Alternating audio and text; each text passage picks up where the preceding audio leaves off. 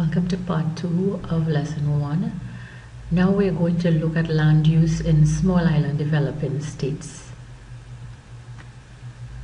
So let's look first at the major problem or the major challenge that small island developing states such as Trinidad and Tobago and the Caribbean region, the major challenges that we face. We all know that there is a major link between climate change and increasing disasters, not only in the Caribbean but across the world. And we find that we have an increasing rate or increasing frequency of disasters occurring. So the numbers of disasters have been occurring, has been increasing. We've also had an increase in the severity of these events, such as hurricanes, earthquakes, etc. And also we have seen an increasing pattern of unpredictability of these disasters. For example, we find there are parts of the world now that have been experiencing natural disasters that they have no real history of this happening. So small island developing states often lack resources in order to implement disaster risk reduction measures, and some of these resources that are lacking, for example, an absence of the technical expertise or the know-how to deal with preparing for the mitigation of these disasters. Lack of financial resources also makes it impossible. So even if the technical expertise was there, the lack of financial resources makes it difficult to move forward. Additionally, as we've also mentioned, a lack of political will could also be a major challenge in moving forward.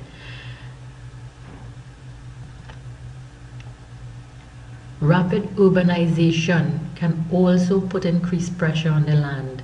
So as we've mentioned before, when you have an inundation of rural to urban migration taking place, you find that there is an increased demand on the land resources that cannot be kept up with. It's actually unreasonable, because remember, we've already pointed out that land resources, that is a finite resource. So you find that the poor and more vulnerable people tend to move into more informal settlements, usually around the peripheries of the urban areas, and these areas tend to be more disaster prone. For example, you find that they would settle in the hillsides, which would be more prone to landslides and landslips. They would settle in floodplains, which would be more prone to flooding. Some of them you find would even go into swampy areas where they would live and conduct farming in these areas, not only putting their lives at risk but also affecting the health of these natural areas. There are also many coastal developments in low-lying areas which are vulnerable to sea level rise. We have much of this happening throughout the Caribbean because of our tourism dependent economies. In many of the islands of the Caribbean, you find that there is a lot of tourism developments in coastal areas, and as a result the threat of sea level rise increases for these islands, and additionally they are faced with the threat of storm surges as well during hurricane periods. There is also the issue of land tenure, as already previously mentioned. So here we have a definition. Land tenure refers to how property rights to land are allocated within societies. As mentioned before, Trinidad and Tobago, like many small island developing states, also have the challenge of customary land tenure systems. So as mentioned, that would be where families or whole communities actually own the land. And this can present a challenge for development of land, because now it requires a collective decision to be made regarding the development of land. Land tenure is also a problem where populations are forced to resettle in areas where they do not have land ownership. For example, where land development may require squatter settlements to be moved, it becomes even more difficult now where these persons are now displaced and they would have to go into areas where they do not own land, so you find that squatting may result. Sometimes they may be moved from where they do own land and they end up as squatters. Land use planning measures need to consider disaster risk, for the way in which we use land can either promote or reduce disaster. Resettlement needs to be considered before a disaster rather than as a response to the emergency. So we don't ideally want to have to be reactive to emergencies or disasters, but land use planning requires planning ahead, having foresight, understanding what the risks are and doing something about it. And this may sometimes involve the need to resettle communities in areas that are less prone to disaster. But as we all know, this can be a very challenging endeavor. There needs to be development of land policies as well that protects the right of the vulnerable. As we mentioned, some of the vulnerable groups may be the poor. They may have insecure land rights. Some communities across the world, women have no right to own land. And as a result, where there are no secure land rights or no evidence of owning the land, it makes it difficult for these communities or these persons to even be able to access funds in order to improve their situation. There also needs to be an improvement in land records to reduce the incidence of disputes. Again, this is another problem we face in Trinidad and Tobago. Many times you find the agencies collecting these records. The records may be old, they may be out of date, they may not be accurate, and these issues can often result in disputes over land boundaries and land ownership. There is a need for capacity building in our land agencies. As mentioned before, increased and improved technical training, the development of relevant policies and regulations. Again, even as we mentioned with the land records, here we find that many of these land agencies are currently operating with policies and regulations that may be out of date and they do not reflect the current situation and the current needs of a community or a nation. And additionally, we continue to emphasize the need for effective coordination between the various land agencies. Again, we see these problems of lack of communication happening all the time here in Trinidad and Tobago. A very common example would be one where you find WASA would go out onto the community roads or the nation's roads. They would dig up the roads to access pipelines in order to fix them, and then the Ministry of Works and Transportation that needs to fix it doesn't know what is happening, so we have a problem. Let us look at some controls in disaster risk reduction. So hazard risk is a cumulative result of the deficiencies of past decisions related to land use and building control. So it's important here to note that where we face increasing disaster risk, oftentimes it's not something that just evolves suddenly.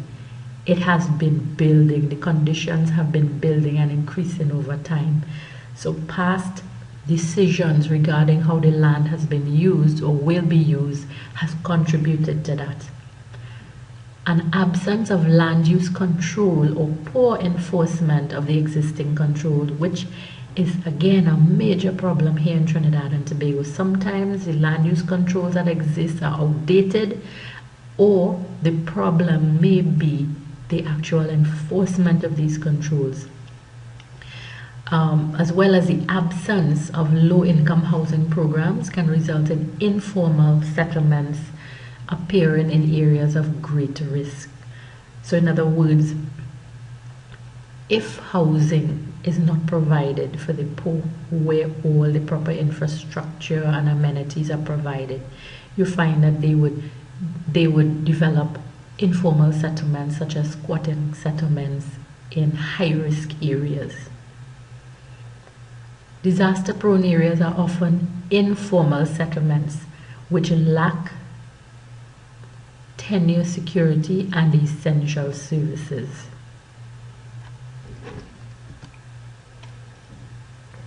Still on the issue of controls, physical planning legislation may exist, as we mentioned, but oftentimes they are not enforced. This often leads to poor living standards and increased hazard risk. So what happens is when there is lack of enforcement now, that leaves the door open for lawlessness in any society. And this type of lawlessness effectively results in an increased risk to the poor. So they actually put themselves in a situation of increased hazard. Land use planning measures that reduce the risk of disaster should be a government priority. And many times you find in small island developing states, this is often not a priority. For example, in Trinidad and Tobago, we know not only are we at high risk because of our geographic location to hurricanes, but we also at high risk for earthquakes. And with that in mind, it is critical that Trinidad and Tobago has a functioning and enforceable building code. And at present, I don't believe this has yet been established. There has been talk that they are working on it, but it has not yet been established or enforced. Planning controls also involve clear guidelines on land which can be developed and for what purpose. So these guidelines that exist at present, you find many times they are not relevant to the socio-economic needs of the community, because people have needs that will require certain demands on the land or the environment, but it must be done in a wise and balanced manner so that the land and the resources of the land are not abused and overused. The land use planning process should also be participatory, giving the communities a voice so that their needs and their perspectives can be taken into consideration when developing any kind of land use plan for a community, because no one knows the community better than the persons who live there. And many times you find they can actually contribute some very wise and very useful ideas to the plans. So you don't want to have a situation where land use planners are planning for community and they have no true understanding or connection with the community. So they will be planning in a very isolated kind of manner. So back to the issue of secure land tenure with regards to disaster risk reduction. How is this a factor in disaster risk reduction? Now, the establishment and protection of secure property rights for the vulnerable, this is critical in reducing hazard risk. Why is that so? For example, persons with insecure land tenure often have no record in land agencies. And what does that mean? That means then that they are not paying taxes. And if they are not paying taxes, that means they have no legal right to services. They cannot demand certain things of the government. And we see that happening all the time in Trinidad. For example, when a disaster occurs, financial compensation for rebuilding and resumption of livelihoods cannot be accessed. Recently, we have seen this happening in Trinidad when we have periods of entire communities flooding out during the rainy season. If you have secure land tenure and you can establish your rights over your property, you can have access to these grants. But you would find persons such as squatters, they cannot access these types of benefits, and as a result they actually increase their hazard risk because they can do very little to improve their situation. So what we need to remember is that improved land tenure systems can positively increase the resilience or the ability of small island states to cope and stand against disaster. So I just want you to look very briefly at this classifying tenure arrangements across Trinidad and Tobago. This chart, very nicely done. Please note the source and the credit for this this chart. So we have two classifications. We have formal and informal land tenure arrangements. So the formal classification essentially means that these are persons in the different categories that have legitimate rights to their deeds, legitimate rights to the ownership of the land. Under informal, we have three types of situations. We have squatting on state lands, and many times you find there's a lot of squatting happening on agricultural lands. But there are times when certificates of comfort can be acquired, and you find once a certificate of comfort is acquired, the tenant, that is the person occupying the land, has the right to legally be there. However, when you have squatting occurring on private land, you find that situations of dispute can arise. Additionally, as mentioned previously, we also have another category of informal land tenure, which is family land or customary land rights, and this kind of situation often arises where the deed or the ownership of the land exists in the name of a deceased ancestor, possibly a grandparent or a great-grandparent, and it has not been resolved. So the different families that live on the land do not actually have any secure land tenure, no document establishing their land ownership rights in a situation like that. And much of that happens across Trinidad and Tobago.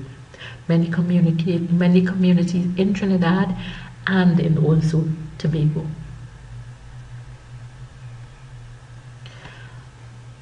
So this brings us to the end of our lesson for today. Thank you for your time, and I ask you at this point, please proceed to the activities provided for this week.